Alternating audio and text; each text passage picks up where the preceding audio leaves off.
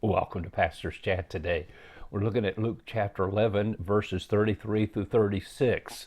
Jesus had just been accused by the hypocritical religious leaders that he was casting out demons by the power of Beelzebub, the power of Satan. And Jesus answers them, and one of the things he does in that answer is talk about the difference between light and darkness. Light and darkness. They were claiming that he was working out of the kingdom of darkness, and how absurd, especially when Jesus is the creator of light itself. He is the light of the world. In him there is no darkness at all. It's through his light that we have life. John chapter 1. And I was thinking about these verses again, thought we'd look at them one more time. And Jesus, as he answers them and gives an illustration of light, he says, no one, when he has lit a lamp, puts it in a secret place or under a basket, but on a lampstand, that those who come in may see the light. Jesus said, basically, I will not be hidden.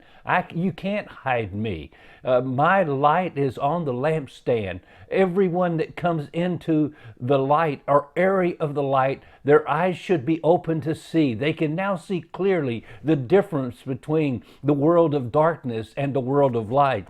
And then he says, the way you see, though, is the lamp of the body is the eye. The entrance of light comes through the eye. God created our eyes to be able to respond, to see, because they see the light, and now we can see what's in the room. Therefore, when your eye is good, your whole body is full of light. But when your eye is bad, your whole body is full of darkness. In other words, if all you're doing is looking on the evil of the world and the things of the world, the lust of the flesh, the lust of the eyes, and the lust of the pride of life, then you are walking in the darkness and you cannot see, and your whole body is full of darkness. Therefore, take heed that the light which is in you is not darkness.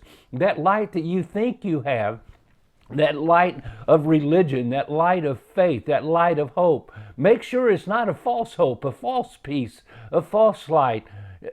I just couldn't help but think, going back to Genesis chapter 1, how God divided the light from the darkness. And it says the earth, after the first act of God, as far as the Bible is concerned, in the beginning, God created the heavens and the earth. After it was created, the first acts of nature created on earth.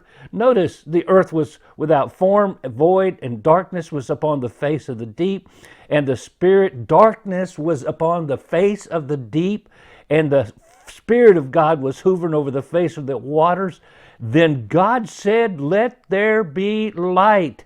And there was light, and God saw the light, and that it was good, and God divided the light from the darkness. And God called the light day, and the darkness he called night. So the evening and morning were the first day. First five verses of Genesis 1 have to do with the difference between light and darkness. And we're either in the light or we're in the darkness. And it's interesting, we as children of light, because we come into the entrance, we meet Jesus, our eyes are open to truth. We receive him, and then we need to walk in that light as he is in the light. Three, and if we don't, darkness then begins to take over our lives. Even as believers, we need to take heed that the light we have is not darkness. You think of Samson, whose name means sunny. I mean, he is a light. He was God's light for Israel in a time of bad, evil things going on. But then he got his eyes on Delilah. He began following the things of darkness, and he ended up blind. And you know the story. And you think of not only Samson, but Lot, and how Lot was the nephew of Abraham. He had everything going for him. And yet he got his eyes on Sodom and Gomorrah. And the plains of Sodom and Gomorrah, they were like Egypt, well watered. And he decided to go to the lust of the flesh, and he went there. And notice he ended up in darkness, committing incest with his own daughters.